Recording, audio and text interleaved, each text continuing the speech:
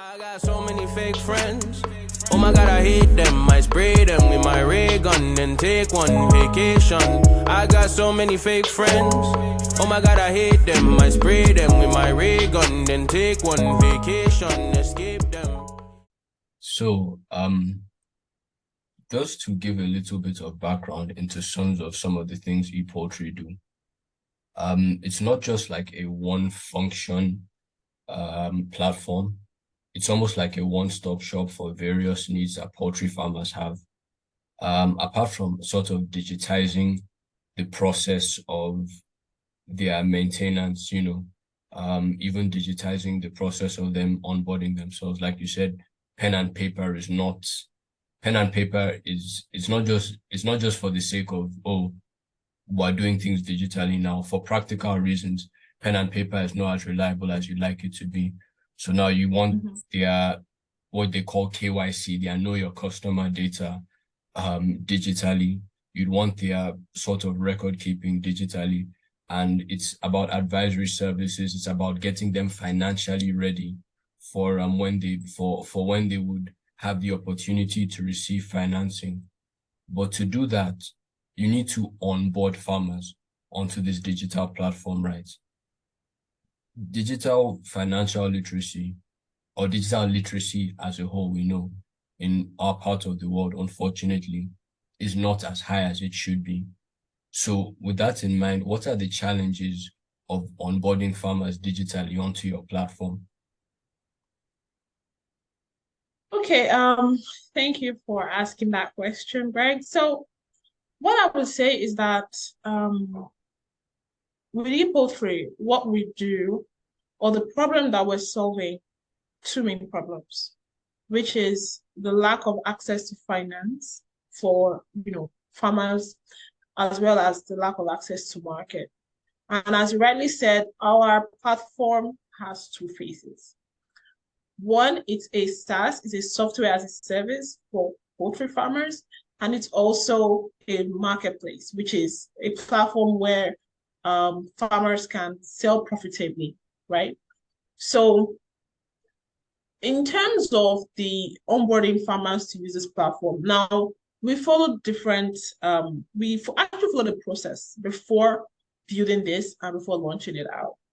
And I agree with you that right now, well, digital literacy may not be, at its peak or the best where we want it to be. But I don't have the statistics up here right now, but I know that a large percentage of Nigerians, I believe, from ages 16, 17 to 35, 40, 50, have mobile phones, have smartphones. And with access to these smartphones, we have access to internet, right? That's why we have so many of all these, internet providers, data providers, the likes of MTN, Airtel, and, the like. So there are people using these platforms. And one of the interesting things to note is that most poultry farmers in Nigeria today are not necessarily the rural farmers, the ones who don't have access to internet, they don't use phones. Most poultry farmers actually are in the urban stroke semi-urban settlements, right? So the kind of farmers that I would say maybe don't have access to smartphones, I would say most of them are into like crop farming, because you don't really need, for crop farming, you need a large expanse of land, you need a lot of hands on the farm, especially when you don't have all those technologies and tools like tractors and whatnot. So most of this, those people don't necessarily use smartphones, but poultry farmers, people in the poultry sector, usually are in semi-urban settlements. They just have a small piece of land, or maybe their backyard, that they build their pens and they have their birds.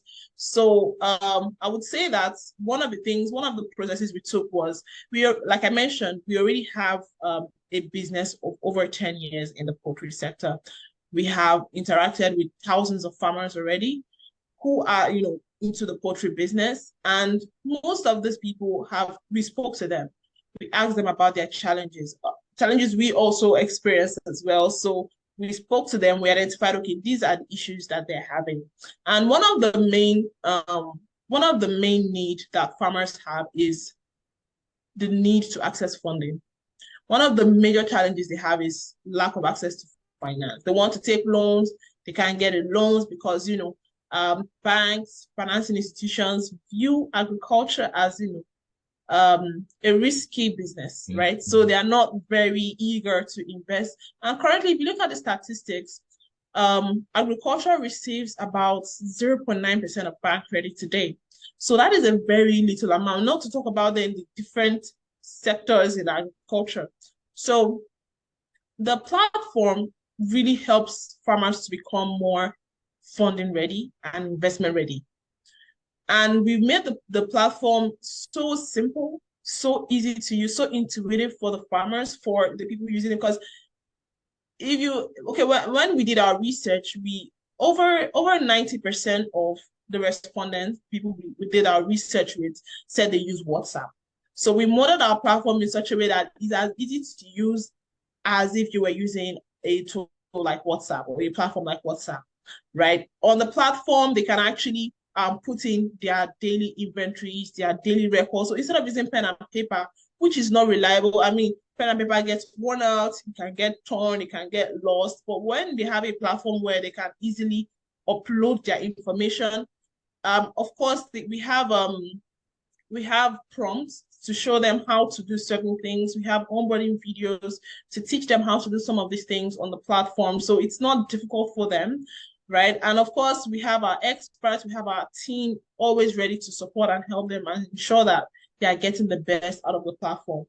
I would say in terms of challenges, I won't call them challenges, I will call them opportunities maybe, which is to reach more farmers in more areas. Right now, we are focusing on the Niger Delta region, and we're focusing on farmers who are already tech savvy in a way, farmers who use smartphones. Of course, we intend to reach other farmers who might not be farmers who are not yet very tech savvy. Let me just say it like that, right? So we intend to reach out to farming communities, organizations, and associations who have access to all these farmers and educate them, right? So we'll first start by educating them, sensitizing them, and then showing them how they can actually grow their profits. Because using our platform, they have a higher chance of growing their profits. They have a higher chance of streamlining their processes. They have a higher chance of accessing funding as well. So there's a lot to gain for these farmers using our platform. And we're always there to support. We're always there to assist them and to ensure that it's easier for them to get in.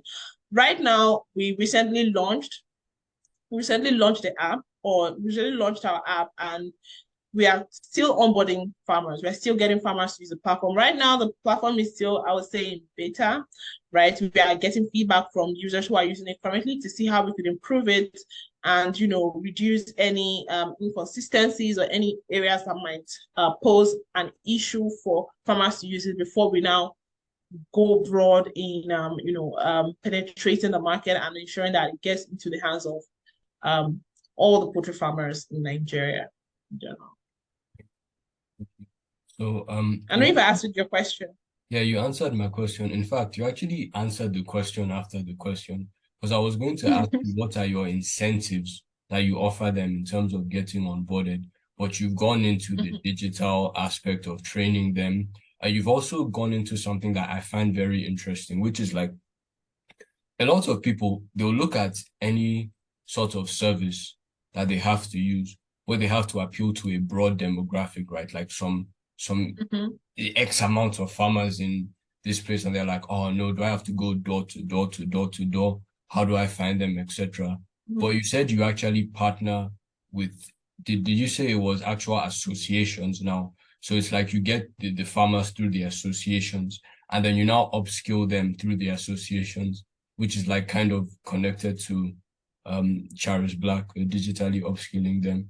So like, yes. Okay. Yeah, so I found that very interesting. Are there any other ways that you incentivize them to to be onboarded onto the platform and to also actively use the platform. And I also have to give you credit for that that sort of user interface research, where you actually try to design it after a popular platform that is also simple to use at the same time, that being WhatsApp. So it's almost like, okay, this is the level of simplicity that we need to get to make people comfortable with it. But apart from that, everything I've mentioned, is there any other way that you give them incentive to use the platform actively and also even just be onboarded in the first place? Okay, so I think I'd already touched on this a bit. When I mentioned that one of the main issues farmers have is access to funding. So our goal at the end of the day is to help these farmers become more efficient and more effective by keeping proper records. And I think that is the major deterrent from financial institutions funding agribusinesses, which is because most of the times they don't keep proper records. They can't show evidence of, track record of their success.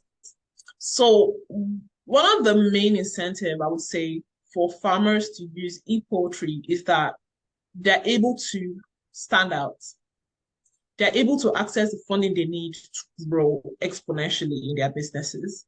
They're able to make informed decisions. Like, they're able to have more informed decision-making processes, because data is everything, right? When you don't have the data, when you are not tracking something, it's hard for you to measure where you are doing well or not doing well. It's hard for you to make strategic decisions on how to grow, what to cut, or how to improve. So on our platform, they're able to build a structure, a culture of using data to make informed decision-making for their businesses, to improve their businesses. They are able to use that data to attract funders, attract financial institutions, credits, financing platforms to access loans from this platform, because these platforms are also big on data. They are big to see, okay, what is your track record? How have you grown, in a period of time? So that way they have the confidence that if I'm giving this farmer a loan, I know that, this farmer will definitely repay, and also will pay with interest because they've been successful over time. Right. But if you just go with, just saying, oh, yeah, I've been doing this for this period. No, nobody knows if you've been successful, if you've just been failing and failing consistently. Right. So having a tool like this, where we're also partnering with, like I mentioned, financial institutions, credit financing platform, and startups as well, to plug into our platform so that farmers who are using our platform can easily access funding from these organizations. Another thing, another great incentive I would say is our farm to market program. So one of the issues, farmers have is how they can actually sell their product profitably. Right now, the way the market is structured is a farmer, once, ready to the market, all these middlemen or people who buy it in bulk wouldn't give you, I would say, the best price, right? They would buy it very cheap, they go sell it very expensive. They are making the profit. You as a farmer, you are not even making as much profit, right? Because the cost of input, the cost of feed, the cost of day chicks are skyrocketing. Check the news. So we help them to access these loans, or not loans, these supplies, these input supplies they need at a favorable price, right? And also help them to sell through our farm to market program. So once you've read your birds, you can bring them to us. We help you sell it, and then you make your profits from there. So you don't have to worry about, marketing your product, selling at a profitable price. We also help you do that as well through our platform. And you can track, you can see your history, you can see your transaction history, you can see, last month I gave ePoultry 10,000 birds, and now they've sold it, and I've made about maybe 3, 4, 5 million from this transaction, right? And you can see your fund, and the fund is going to be reflected on your wallet on the platform. You can easily withdraw it, have access to it. So in general, I would say we just help the farmers actually to be more efficient, to access funding, and then to sell profitably. I think those are the main things that farmers, when we spoke to, they said these are the problems we have. And right now, we have so many farmers using our platform. We have over 200 to 300 farmers using our platform right now, and they're loving it. So I think that says it all. It's nice, and so many buzzwords coming to mind as I hear like you talk about that. I hear things that bring embedded financing to mind, where the sort of the finance or the funding supplier, whether it's a bank, a fintech, etc., a credit association, is plugged into the platform that their prospective customers are using. So, like with APIs and such, I hear about productive credit, where it's not just a loan for the sake of consumption, it's actually a business loan. So your transaction history essentially certifies your loan, and then it almost like feeds back into itself to like, okay, you're doing well, here's your reward, go do more. And then it's beneficial to both the farmer and the financier. Yeah. Then you also have this about digital marketplaces essentially, because in some of the work we've done, we know the struggles of agriculture, especially among youth, where essentially you have a certain amount of time to sell your produce before the value decreases. So yeah, you don't have leverage in that regard, and the middleman is essentially using that leverage against you. So it's like the market is messing them up, the financial institution is messing them up, and then you come in and then you solve those problems because you streamline everything digitally. So it's not just yeah, fantastic. So it's not digitization just for the sake of it. It's digitization with a purpose, and you have the market research to show what that purpose is to fix those problems, which is why right all the way back when you mentioned the word service, I emphasized it now, and I can see you're providing a financial service and a marketplace service, almost like a B2B service to the farmers in question. So yeah, it's very good work that you're doing. Very encouraging, quite inspiring. And thank you. You're welcome. So with that in mind, that brings us to the end of today's interview. I do not want to keep you for too long, but if there's anything you want to say to the audience, any takeaway that you want to leave them with, you can go ahead. Okay, thank you so much. I have a lot of final words. But just tracking back, let me start with Charis Black Projects. Like I mentioned, it's all about impacting lives, and truthfully, the youths are the future. And right now, we need to ensure that the youth are well supported and they are empowered, so that way they make good decisions that will in turn impact our community, impact our society, impact the nation in general. So in terms of Charis Black Projects, we're building programs that would actually help them gain skills so that they can be more valuable members of the community. So right now we are really open to partnerships with organizations who are looking to train, who train people in tech skills, to partner with us to train more of these young people. And aside from training, we also want to place them in jobs. So we don't just train, we train them and we place them in jobs, either through internships, contract jobs, or full-time jobs. So we're really open to partnership with forward-thinking companies who are, would I say, tech-enabled, who use technology to improve their processes, who use technology to, to make their solutions better. So definitely, we can work with partners like that who can hire the young people that we've trained to work in their organizations as interns, as full-time staff, and also contribute to reducing the unemployment gap in Nigeria as well. So that is on the side of Charis Black Projects.